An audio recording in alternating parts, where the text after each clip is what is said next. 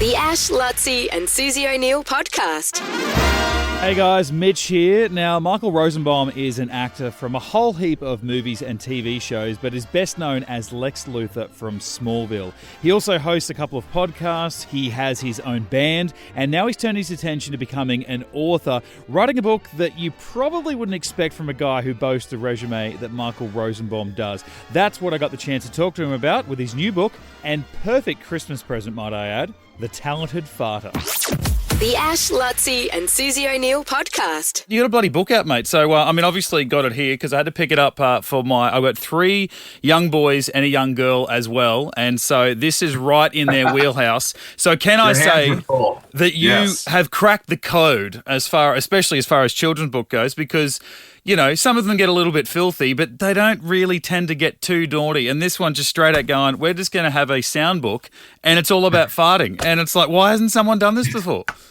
You know, I always wanted to make a book. I have this inner child that has to come out. I think farts are funny. I would send my friend John Heater, who was Napoleon Dynamite movie, I would send him farts just randomly in the morning. It's the first thing he woke up to was my farts. And he'd go, that kind of sounds like fireworks in the distance. And he would send me these messages and he kept saying, sounds like a creaking door. And so I thought, you know, I'll make this book about this kid who has a talent. And when he farts, his fart can sound like anything you hear in real life. So it's his only gift, and use your only gift, whatever you have, whatever God gave you. So I wanted to make it a really sweet book, good looking, professional, and I wanted to use my own farts. So they're actually all my farts in the book. That's never been done. It says that, the inside cover, and you've got this sort of lovely setup as to why you did it. And then at the end, also, all the farts in this book are mine, and they are real. And I thought, hang on a second, because that was after I'd read the book. And, I'll switch it back on. And, you're sort of sitting here, and I'm listening, I'm like, that's a Michael Rosenbaum fart that I'm just sort of playing to my 7-year-old. They are. Yeah. They're all mine. Are they taken direct? Enhanced a little because there was a fart alarm. Yep. Because the book, he wakes up to his butt. He doesn't need an alarm clock, and so something's gone. But so it's kind of like a, and it's like a little alarm. So I doubled it. But they're real farts. You could ask friends. Are these taken from ones that you would have sent to John, or are these fresh farts? Did you go on certain locations? These are all farts that I sent to John and his brother Dan. He has a twin brother, and we just got such a kick out of it. Well, I don't know how you had the time for this sort of stuff. Because you're going through, and if I was to try and describe you, and I'm sort of writing down a little, bio, and it's like actor, writer, director, producer, podcaster, singer-songwriter, and now an author. And in one of your recent episodes of Inside of You, it was the Patton Oswalt one. You were talking about your trip going to Italy and how you'd never had a holiday so long. You went away for 10 days, and I thought, holy shit! Like, how long has this been, guy? How long have you been doing this? And you've never allowed yourself the time, but you sort of go through all the stuff that you're doing to keep yourself busy. And I'm like, well, that kind of makes sense, right? I guess so. I mean, it's just like I like. Look, in my life right now, I've done a lot of acting. I was, like you said, Lex Luthor on Smallville, and did a lot of movies and things. And I started, the older you get, you start going, why are you doing these things? Do you do them because you want to do them? Or are you doing it because your agent wants you to do it, or people want you to do it? And so I thought, like the book, I wanted to do a book. I wanted to have a band. I don't care if it's a big success. I want to make music, and music that I love. I want to do things in life that interest me, and not just based on success or based on how much money I'm going to make, but more about like something I really enjoy, and other people can enjoy it too. So the podcasting, I love it. Inside of You with Michael Rosenbaum. It's like, to me, I have ADD, so it's hard for me to focus. But when I put those cans on, and I'm just boom, and I don't talk to people like I'm an announcer or like an interviewer. I'm just like a dude who just wants to like talk about real stuff and real problems, and see if people can relate to that. Because if you want to watch celebrity interviews on network television where they're like, oh, tell us about your movie. That's not what it's about. It's about, oh, you were depressed for 6 months.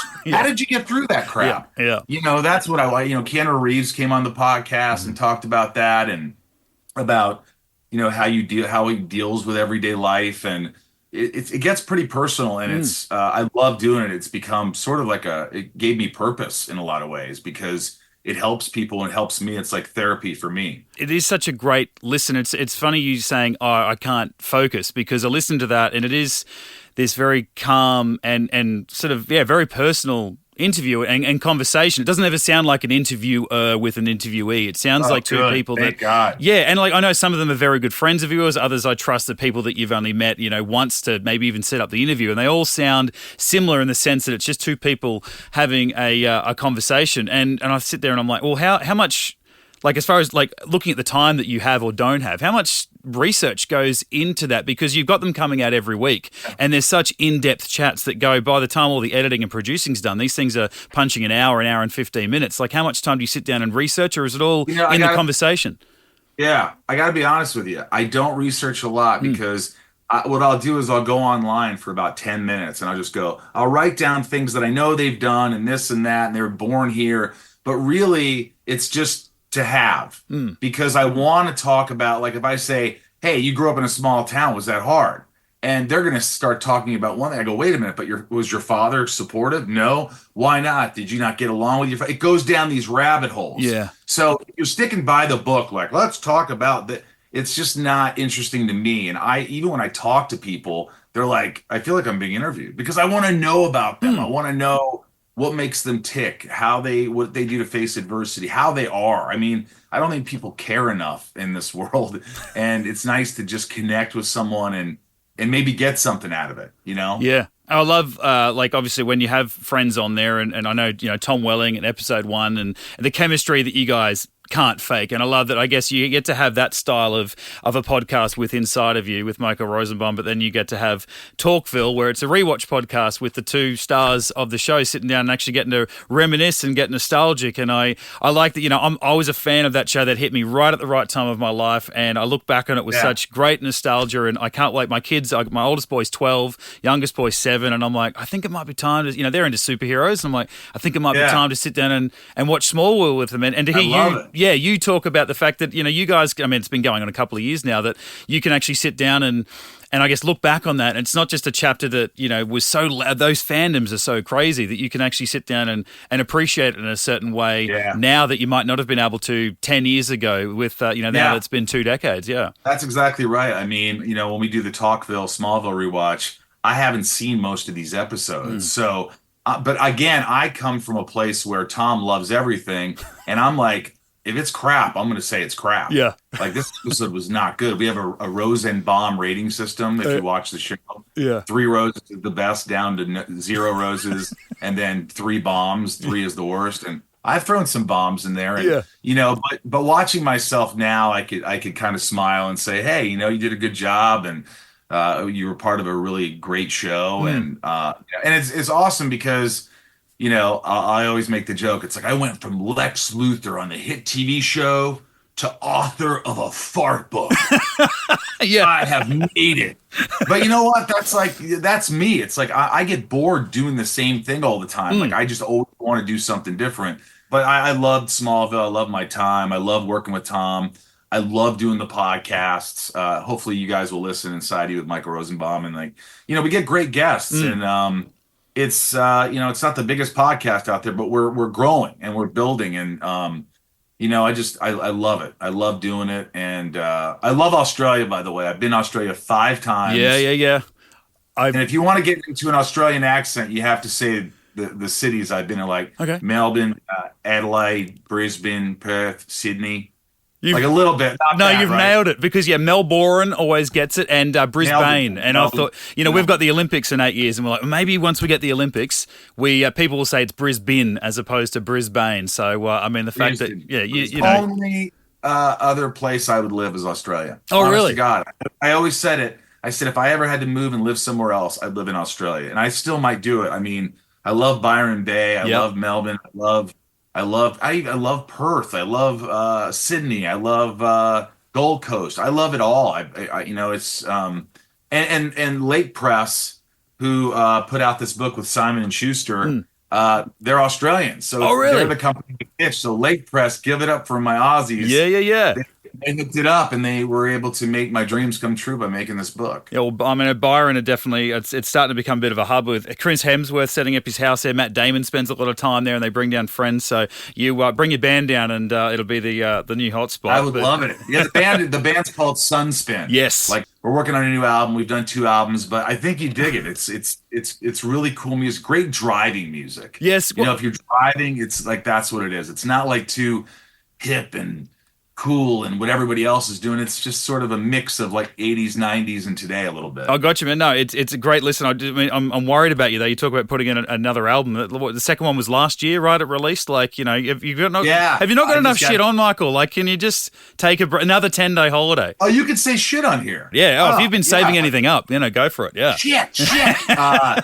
No, but it's just exciting, man. I'm just like, the band is fun. It's fun to make music. It's fun to write a fart book. And, you know, it's like, you can't look at the outcome, like I said. When you want to do something, do it because you love it. And if you have a job you hate, there's got to be something on the side you can do that you just get something from it and you enjoy it. And so that's sort of been my motto in the last 5-10 years of my life, to just, if there's not an element of fun, I don't want to be a part of it. I just don't want to be a part of it. I don't want to work that hard. And that's what I love so much about this. Like, if you sit there and you break down all the things that you have done so far, if someone was to go, okay, I'm going to give you 3 guesses as to what he does next.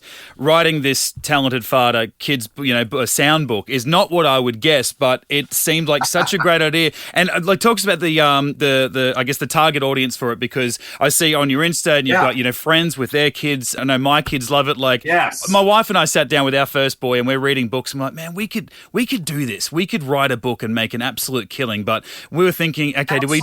Because it's such positive messaging to what we used to do when we were kids. Like, it was a bit more fun, and then it becomes about, you know, saying the right things and eating. And like, maybe it's a or something, and we're like, yeah, and of course, don't give it away. Don't give it away. I'll save these guys. But you know, we never did it. We just had 3 more kids instead, and then you come out, and it's like, you know what? Use your talent, which I love the positive message. But we can do that with like very, and that's why I thought when I'm reading it to my kid last night, I'm like, I kind of hope these aren't your real farts, because the amount of wet fart in there, the echoes, and the depth of it all, I'm like, he is very creative. I have a healthy diet, man. I have a healthy diet, and what's crazy is my farts don't smell. My friends are always amazed. They would kill me for as much as I fart. My friends would kill me if they smelled. My next book might be a scratch and sniff sound book of farts, and then I might go, how to Ozzy's fart, how to the English fart. What, you know, it's like an English fart might go.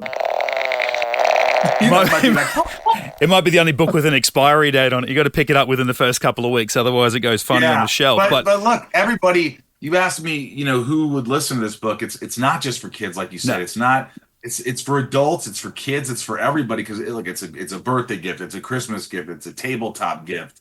It's fun. It's a hard, solid book. And what I love are the quotes on the back. Yes. From my celebrity friends like Rainn Wilson from The Office said, "This book is disgusting and horrible. I have read it 147 times." And I can hear his voice saying that too. So just like Jennifer Love Hewitt, an instant classic by the gassiest and classiest guy I know. But not smelliest, you know, so they don't smell. No, and John Heater. Get really put his fart and soul into this book. You know, it's a treat, folks. It's a treat. I hope people get it. You know, it's like my agent was like, "This is going to be a big success." And I go, I don't know about that. I mean, how many fart books can you sell? But like, I just love it, and I think that everybody that has one is really is loving it and appreciating it.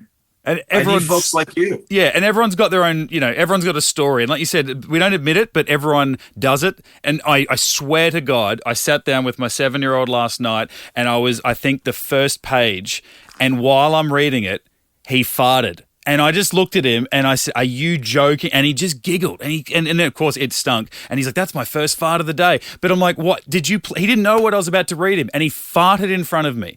And not 45 minutes ago, I said to my producer, "Hey, can you hook up the Zoom link? So I've got an interview coming up." Michael Rosenbaum. I didn't tell him what the book was. He's clicking away on the computer and he turns around, and obviously we're close enough friends. He said, "Oh, I tell you what," he said, "this morning, a fart of mine woke up Susanna, his wife. Apropos nothing, just told me a story about how he woke his wife up farting. We work Brecky Radio. She doesn't want to get up at 4. And I said, hang on, do you know what I'm talking to this guy about? And I pull out the book. I'm like, everyone's got a farting story. Everyone loves doing it. We just don't like talking about it.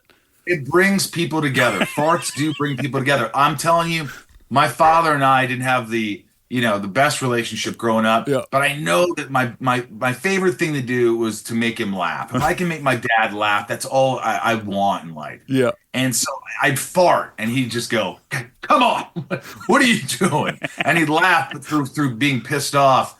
And so it's something that's dear to me. I think everybody can get a kick out of it. I mean, this.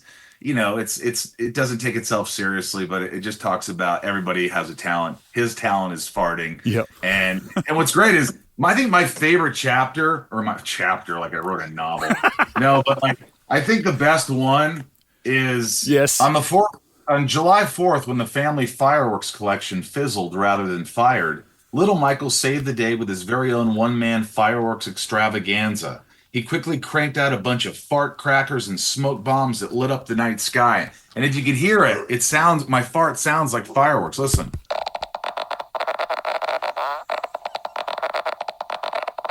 Come on! This is a gift from It is. God. And you know what? I've never seen anything like it. I've seen those sound books where you literally press the same button and it's the same sound every page. This is the first of its kind I've ever seen. Every single page has a different. I'm like, this is the future of reading. I'm touching a bit of paper and a different noise of fart comes out at the end. So, you know what? I made sure I told Lake Press, my publisher, guys, these farts can't be like. They have to be long, like so long that you're like, oh my, because you want it to keep going. Yeah. And I kept saying louder. I want the farts louder. Yeah. I want people to read this and really get a kick out of it. And also, I don't want to outsource the farts. They have to be mine. And you just tuck yourself away into a... They're my farts. And, so far we're the number one books on Amazon. Yep. We're number one right now. And it just came out today. So I'm like, this is awesome. Well done, man. I did it. I made it, Dad. I made it.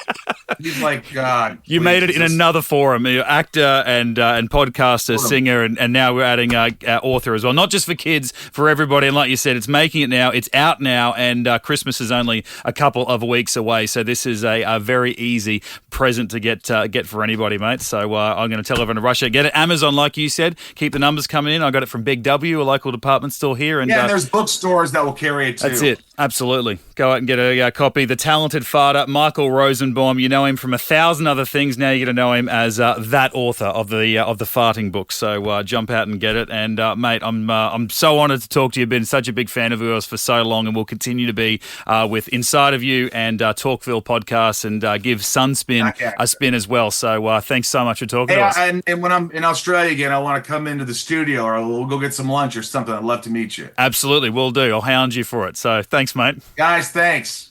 Appreciate you. The Ash, Lutzi and Susie O'Neill podcast is a Nova podcast. For more great comedy shows like this, head to novapodcasts.com.au.